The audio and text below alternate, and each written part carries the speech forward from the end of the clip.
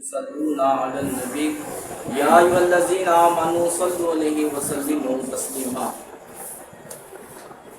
نبی پاک صلی اللہ تعالیٰ علیہ وآلہ وسلم کا فرمان عظمت نشان ہے کہ تم اپنی مجلسوں کو مجھ پر درود پاک پڑھ کر راستہ کرو، کیونکہ تمہارا درود پاک پڑھنا قیامت کے دن تمہارے لیے نور ہوگا۔ الصلاۃ والسلام علیکہ یا رسول اللہ، الصلاۃ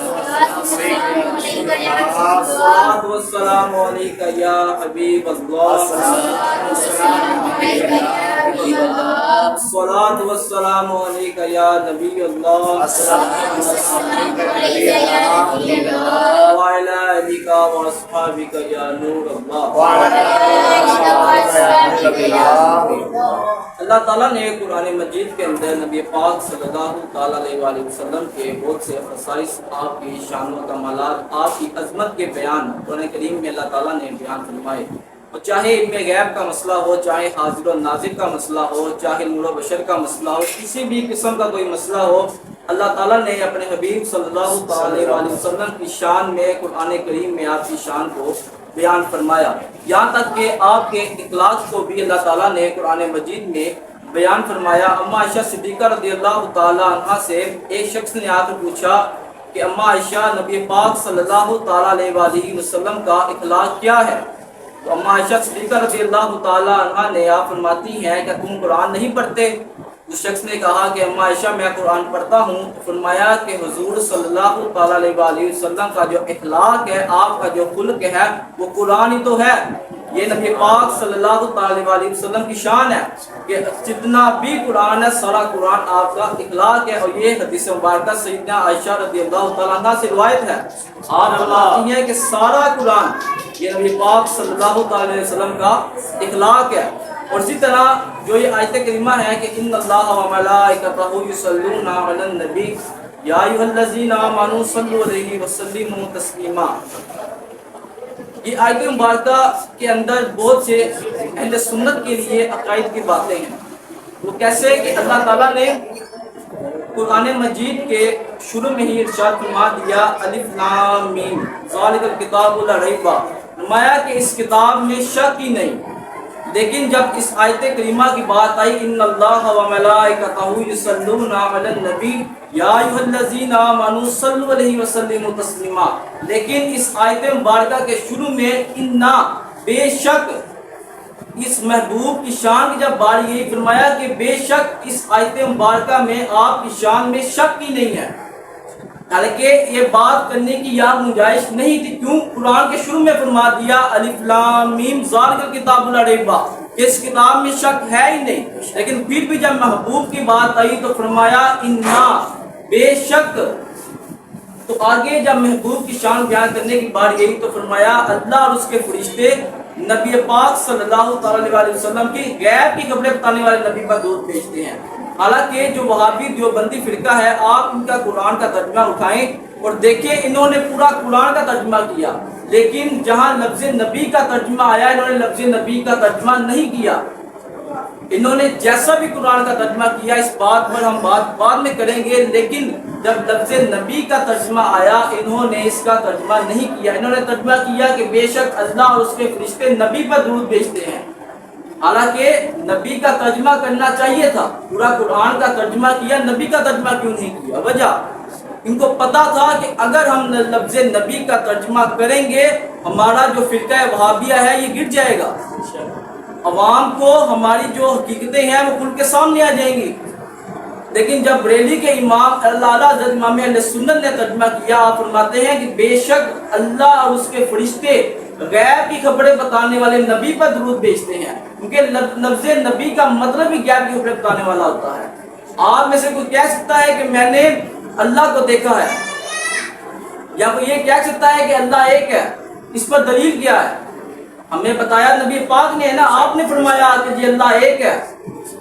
وہ اس بات کی یہ دلیل ہے کہ نبی پاک صلی اللہ تعالی علیہ وسلم غیب کی خبریں دینے والے ہیں۔ آپ کی غزوات میں جنگوں کے اندر آپ نے غیب کی خبریں دی کہ کل اس جگہ فلاں کافر مرے گا، کل اس جگہ فلاں کافر مرے گا، یہ غیب کی خبریں تھی۔ اور قرآن کریم کے اندر اللہ تعالیٰ نے ارشاد فرمایا وما هو علی الغیب بدانین، اور یہ نبی غیب کی خبریں بتانے پر بخیل نہیں ہے۔ تو یہ واضح آیات ہونے کے باوجود پھر بھی نبی پاک صلی اللہ علیہ وسلم کی ذات پر اعتراض کرنا تو کیوں کرنا؟ صرف نبی پاک صلی اللہ علیہ وسلم کا بغض ہے جو ان کے دلوں میں بڑا ہوا ہے، اور لوگوں کو بانٹتے ہیں، غلط عقائد پیش کرتے ہیں، لوگوں کو گمراہ کرتے ہیں، کفری عقیدہ بیان کرتے ہیں۔ اور جب فرما دیا کہ بے شک اللہ اور اس کے فرشتے غیب کی خبریں بتانے والے نبی پر درود بھیجتے ہیں، تو آگے فرمایا، آگے ایک اور عقیدہ دے دیا، یہ عقیدہ بھی دیا کہ غیب کی خبریں بتانے والے نبی، اس سے یہ بات ظاہر ہو گئی کہ وہ نبی پاک صلی اللہ علیہ وسلم غیب کی خبریں دیتے ہیں، قرآن سے یہ بات موجود ہے۔ اور آگے فرمایا یا ایھا الذین آمنوا، اس سے کیا عقیدہ ملا کہ جو نبی پاک صلی اللہ علیہ وسلم پر درود و سلام پڑھیں گے وہ ایمان والے ہوں گے۔ اب جو لوگ درود و سلام پر اعتراض کرتے ہیں، مصطفیٰ جان رحمت پہ اعتراض کرتے ہیں، انہیں اس بات کا اندازہ لگانا چاہیے، قرآن کہتا ہے یا ایھا الذین آمنوا، اے ایمان والو ان پر درود و سلام بھیجو۔ قرآن نے پہلے ہی قید لگا دی کہ اے ایمان والو، جو ایمان والے ہوں گے، یہ نقطہ دے دیا، جو ایمان والے ہوں گے وہی درود و سلام بھیجا کریں گے۔ آپ یہ جو مصطفیٰ جان رحمت پہ اعتراض کریں، جس پر مرضی اعتراض کریں، پھر ہمیں اس آیت کے شروع میں یا ایھا الذین آمنوا جو لفظ آیا ہے اس کا جواب دے، اس کا کیا مطلب، یہاں سے کون لوگ مراد ہے؟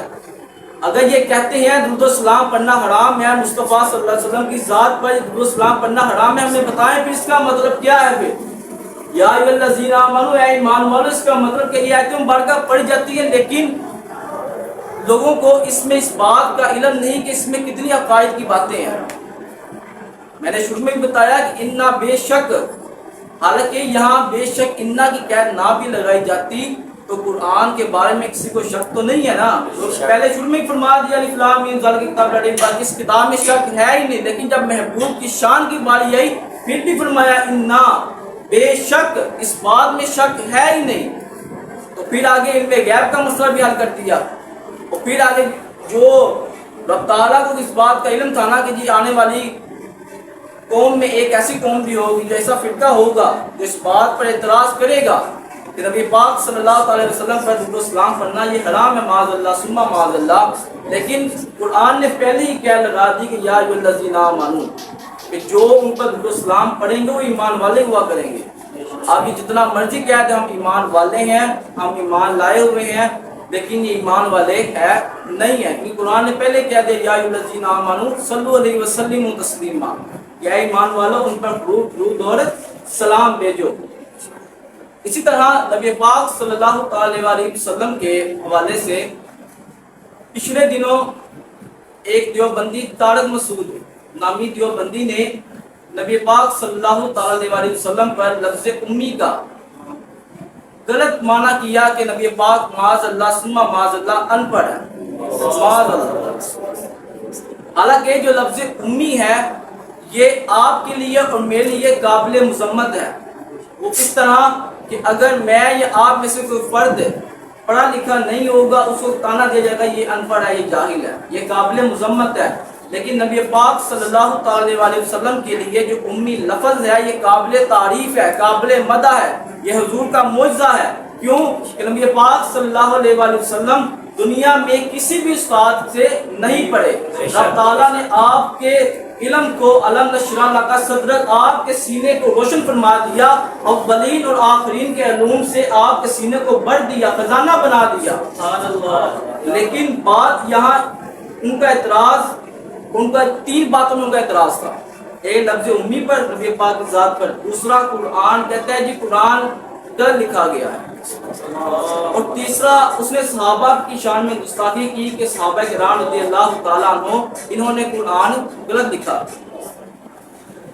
تو لفظ امی کے حوالے سے میں نے آپ کو بتا دیا کہ نبی پاک کا یہ معجزہ ہے کہ آپ دنیا میں کسی بھی استاد سے نہیں پڑھے، کیونکہ قرآن میں ایک جگہ آتا ہے الرحمن علم القرآن، کہ رحمان نے محمد کو سکھا دیا، انسانیت کی جان جو محمد ہے آپ کو ما کان و ما یکون کا علم عطا کر دیا، یعنی جو کچھ ہوگا جو کچھ ہو چکا اس سب کا علم رب تعالیٰ نے نبی پاک صلی اللہ علیہ وسلم کو سکھا دیا۔ اور ایک جگہ کیا فرمایا انا اعطیناک الکوثر، یعنی اے محبوب ہم نے آپ کو تمام خوبیاں عطا کی. اس پر بھی انا بے شک کا لفظ قرار دے دیا.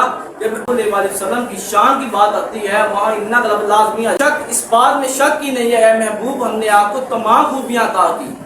اور ایک آیت یہ بھی ہے اقرا بسم ربک الذی کہ پڑھ اپنے رب کے نام کے ساتھ. علم نشرح لک صدرک یہ بھی آیت مبارکہ مجرد رب تعالیٰ نے نبی پاک صلی اللہ علیہ وسلم کو تمام علوم اولین آخرین کے تمام علوم سکھا دیے. تو پھر اعتراض کیسا نبی پاک کی ذات سے آپ معاذ اللہ ان پڑھ تھے یعنی پڑھے لکھے نہیں تھے. دوسرا اس بندے کا یہ اعتراض تھا کہ نبی پاک صلی اللہ علیہ وآلہ وسلم جو قرآن یہ لکھا گیا یہ غلط لکھا گیا معاذ اللہ. قرآن کے شروع میں ہی فرما دیا الف لام میم ذالک الکتاب لا ریب فیہ، اس کتاب میں کوئی شک نہیں کہ ڈرنے والوں کے لیے ہدایت ہے. اب بات یہاں اس بات کی ہے اگر اس قرآن میں کوئی غلطی ہوتی یا قرآن غلط لکھا جاتا تو نبی پاک صلی اللہ علیہ وسلم کو رب تعالیٰ وحی کے ذریعے تنبیہ فرما سکتے تھے کہ اے محبوب قرآن میں غلطی ہے یہ مسئلہ ہے آپ اس کو حل کروائیں. لیکن اسی طرح کی کوئی حدیث کوئی روایت ہمیں نہیں ملتی. اس بات یعنی یہ قرآن کی جو آیت شروع میں آ گئی نا اس بات قرآن میں شک ہے ہی نہیں, اس پر بات ختم ہو جاتی ہے. لیکن پھر بھی ان کا اگر اعتراض ہے کیونکہ منکرین ہے ان کا اعتراض بنتا ہے, ہمارا جواب دینا بھی ان کو بنتا ہے کہ اگر قرآن میں کوئی غلطی ہوتی تو ہمیں بتایا جاتا. نبی پاک صلی اللہ علیہ وسلم حدیث کے ذریعے ہم تک روایت پہنچ جانی تھی کہ رب تعالیٰ وحی کے ذریعے تنبیہ فرما دیتے کہ اے محبوب اس میں یہ جہاں غلطی ہے. حالانکہ احادیث میں ملتا ہے کہ آپ قرآن جتنا بھی لکھواتے جیسے وہی نازل ہوتی. ہاں ایک اور بات میں آپ کو پتہ چلوں کہ قرآن کو جو لکھنے والے صحابہ تھے بڑے جلیل القدر صحابہ تھے جن میں حضرت مولا علی رضی اللہ عنہ شامل ہیں, جن میں حضرت زید رضی اللہ عنہ شامل ہے, سیدنا میرا معاویہ رضی اللہ عنہ شامل ہیں جو کاتب وحی ہیں. تو پھر بھی انہوں نے اتنے جلیل القدر صحابہ جو قرآن لکھتے تھے انہوں نے پھر بھی نبی پاک صلی اللہ علیہ وسلم اور قرآن پر اعتراض کیا. ہاں ایک اعتراض یہ بھی بنتا تھا کہ یہ کہتے ہیں کہ نبی پاک نے خود قرآن کیوں نہیں لکھا.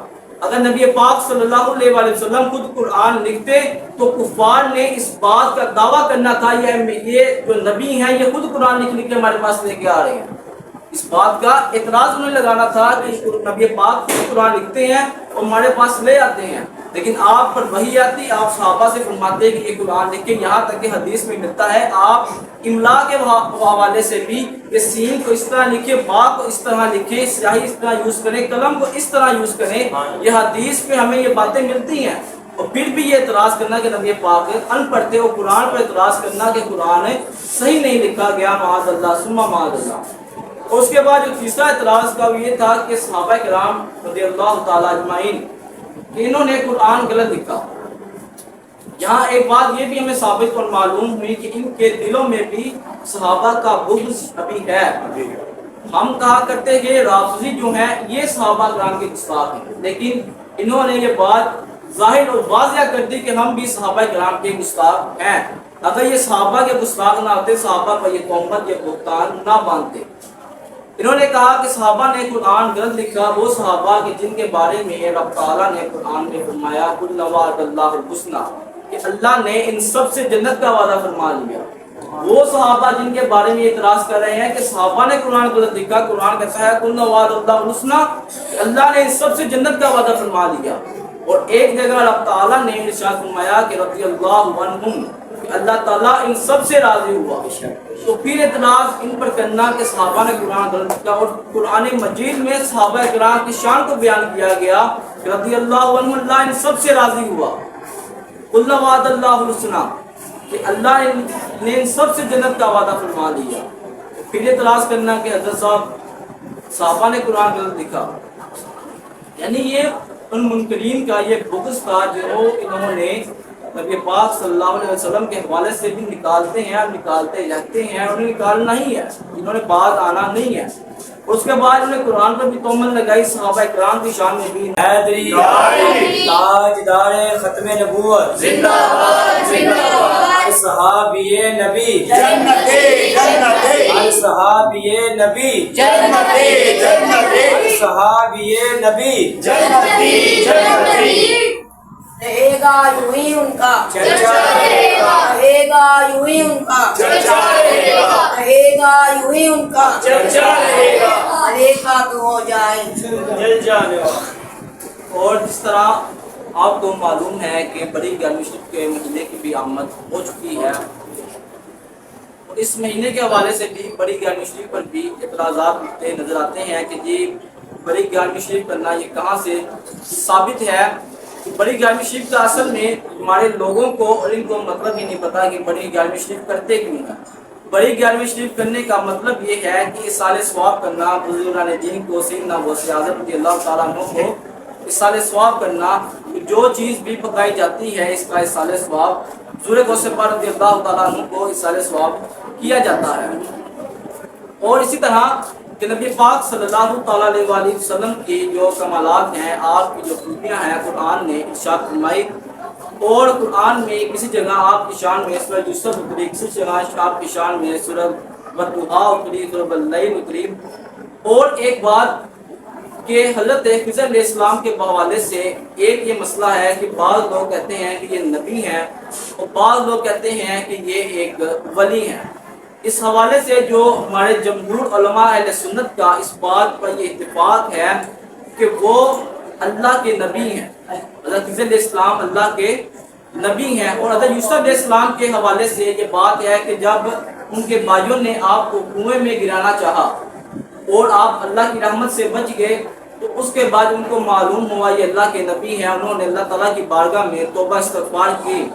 اور بعض لوگ جب ان کے بھائیوں کا تذکرہ کرتے ہیں تو ان کے حوالے سے بھی بہت غلط لہجے سے بات کرتے ہیں کہ ان کے بھائیوں نے انہیں کنویں میں ڈالا، بیڑیے کے آگے پھینکنا چاہیے، جس طرح بھی یہ بات بیان کی جاتی ہے۔ لیکن اس حوالے سے علماء اہل سنت کا یہی موقف ہے کہ اللہ تعالیٰ نے انہوں کے بھائیوں نے اللہ تعالیٰ کی بارگاہ میں توبہ کی اور اللہ نے ان کی توبہ قبول کی، اور جب ان کی توبہ قبول کی گئی تو اللہ تعالیٰ نے ان کے سب بھائیوں کو درجہ نبوت عطا کر دیا، وہ سارے نبی ہوئے ہیں۔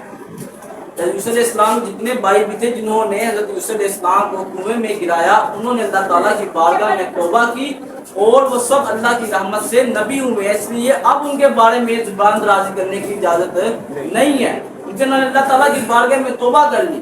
جب توبہ کر لی تو پھر ان کے بارے میں اب زبان درازی نہیں کی جائے گی۔ اور اسی طرح صحابہ کرام کے حوالے سے ایک یہ مسئلہ سیدی اعلیٰ حضرت سے پوچھا گیا کہ آپ حضرت امیر معاویہ رضی اللہ تعالیٰ عنہ کا دفاع کیوں کرتے ہیں؟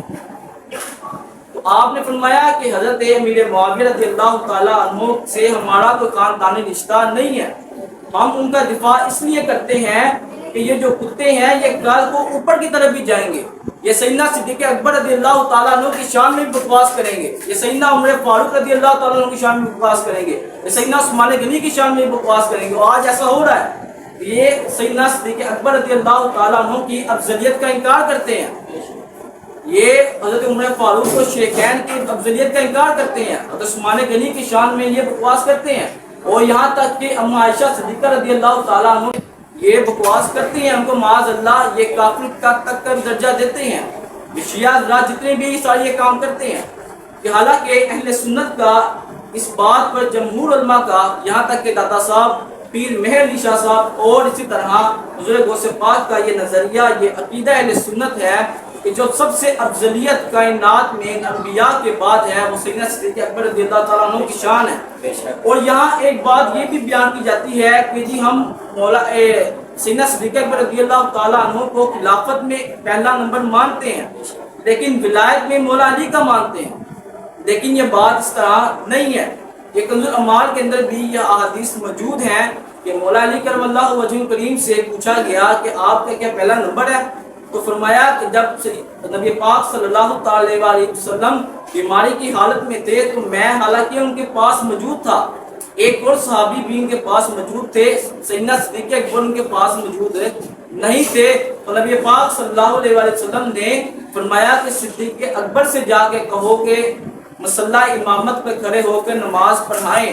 میں کہ اگر میرا پہلا نمبر ہوتا تو میں قریب تھا تو مجھے بھی نبی پاک صلی اللہ علیہ وسلم نے ارشاد فرما سکتے تھے یا علی کہ جا کے نماز پڑھواؤ۔ ہمارے ہاں یہ عرف ہے کہ اگر امام مسجد نہ ہو تو وہ کہتا ہے کہ اویس بھائی آپ نماز پڑھا دیں، باس بھائی آپ نماز پڑھا دیں، لیکن مولانا فرماتے ہیں کہ میں قریب تھا، مجھے نہیں کہا، انہوں نے کہا صدیق اکبر سے جا کے کہو کہ مصلی امامت پہ کھڑے ہو کر نماز ادا۔ اور اسی طرح دوسری بات صحابہ کرام کے حوالے سے کہ بعض لوگوں کا نبی پاک صلی اللہ علیہ وآلہ وسلم کی جو 4 بیٹیاں ہیں ان پر اعتراض ہے. کہتے ہیں کہ سیدہ فاطمہ الزہرا رضی اللہ تعالی عنہا یہ ایک بیٹی ہیں جو باقی 3 بیٹیاں ہیں یہ ان کو نہیں مانتے. یہ شیعہ حضرات ان کو نہیں مانتے. حضرت صاحب مجھے بتائیں کہ میں ہوں یا ویس بھائی ہوں, ان کے 4 بچے ہوں اور میں ان سے کہوں کہ یہ ایک آپ کا اور 3 آپ کے نہیں ہے, تو یہ ان کو میں نے گالی دی نا. حضرت 3 آپ کے نہیں ہے, ایک آپ کا ہے. اور یہ اسی طرح نبی پاک صلی اللہ علیہ وسلم کی شان میں یہ بہت بڑی گالی ہے. اگر ہر بندہ اس بات کو سوچے, یہ معاذ اللہ حضور کی شان میں یہ بہت اوپر درجے تک یہ گالی ہے کہ حضرت یہ ایک آپ کی بیٹی ہے, باقی آپ کی بیٹی ہے ہی نہیں. اور نبی پاک صلی اللہ علیہ وسلم کو اللہ تعالیٰ وہ بیٹے اگرچہ آپ کو عطا کیے گئے اور وہ چھوٹی ہی عمر میں ان کا انتقال ہو گیا, وہ بیٹے آپ کو عطا کرنے کی حکمت کیا تھی؟ وہ حکمت یہ تھی کہ کفار آپ پر یہ اعتراض نہ کریں کہ اللہ تعالیٰ نے نبی پاک کو صرف بیٹیاں عطا کی, بیٹے عطا نہیں کیے. یہ عیب تھا اور ہمارے نبی صلی اللہ علیہ وآلہ وسلم کو اللہ تعالیٰ نے ہر عیب سے پاک فرمایا اور بیٹے دے کر اس عیب کو دور کیا. کہ حضرت رب تعالیٰ نے نبی پاک کو بیٹے دے کر اس عیب کو دور کیا کہ نبی پاک ہر عیب سے پاک ہے. اور ان کی حکمت یہ تھی کہ اگر وہ بڑے ہوتے تو بڑے ہو تو کوئی بھی اباڑنے والا اکسانے والا کو یہ کہہ سکتا تھا, جس طرح حضرت یعقوب علیہ السلام کے ساری اولاد کو نبوت ملی, حضرت ابراہیم علیہ السلام کی اولاد کو بھی آگے نبوت ملی کہ آپ بھی نبی ہیں, لیکن جو نبوت کا دروازہ تھا وہ نبی پاک پر بند ہو چکا تھا. کوئی اس بات کی حکمت تھی اگر یہ بڑے ہوتے تو ہو سکتا تھا یہ نبوت کا ان کے بیٹے دعویٰ کر دیتے. اس لیے ان کو چھوٹی ہی عمر میں اللہ تعالیٰ نے پردہ فرما دیا کہ ان کا انتقال ہو گیا, اور اس عیب کو نبی پاک سے دور بھی کر دیا کہ نبی پاک صلی اللہ علیہ وسلم کو اللہ تعالیٰ نے ہر عیب سے پاک کیا اور آپ کو بیٹے بھی عطا کیے اور بیٹیاں بھی عطا کی. آیت کے حوالے سے علم غیب کے اور نبی پاک صلی اللہ علیہ وسلم کے امی ہونے اور کثیر عقائد کی بات یہاں کی گئی. تو مقصد ہمارا صرف عقیدہ اہل سنت کو برقرار رکھنا, عقیدہ اہل سنت کو بچانا ہے. نبی پاک صلی اللہ علیہ وسلم نے احادیث مبارکہ سے یہ بات ہمیں معلوم ہوتی ہے کہ جس کے دل میں اہل بیت طہار کا بغض ہو, حضرت اس کا ایمان سلامت نہیں ہے, بے شک وہ جنت کا حقدار نہیں ہے. جس کے دل میں اہل بیت طہار کا بغض ہو, چاہے مولا علی کا ہو, سیدہ فاطمہ الزہرا کا ہو, اور کسی بھی اہل بیت طہار کسی بھی فرد کا ہو کہ وہ جنت کا حقدار نہیں ہے. اہل بیت طہار کی جو محبت ہے یہ ہمارے ایمان کا حصہ ہے. تو یہ نہیں کرنا چاہیے کہ صحابہ کرام کی محبت میں اہل بیت طہار کی شان میں گستاخیاں شروع کرتے, ان کا جو درجہ ہے ان کو کم کرنا شروع کرتے. ایسا نہیں کیا جائے گا, یہ عقیدہ اہل سنت نہیں ہے کہ صحابہ کی محبت میں اہل بیت طہار کی محبت کو نیچے کر دیا جائے, یا اہل بیت طہار کی محبت میں صحابہ کی محبت کو نیچے کر دیا جائے. جو جس کا مقام ہے حدیث سے ان کا مقام ہمیں ملتا ہے, وہ جو عقیدہ اہل سنت ہے ہمیں اس پر قائم رہنا چاہیے. اللہ تعالیٰ سے دعا ہے کہ اللہ تعالیٰ ہم نے جو کچھ سنا اس پر عمل کی توفیق عطا فرمائے, اور سادات کرام اہل بیت طہار کی محبت ہمارے دلوں میں نصیب فرمائے. اور آمین بجاہ النبی الامین صلی اللہ تعالی علی محمد صلی اللہ علیہ وسلم.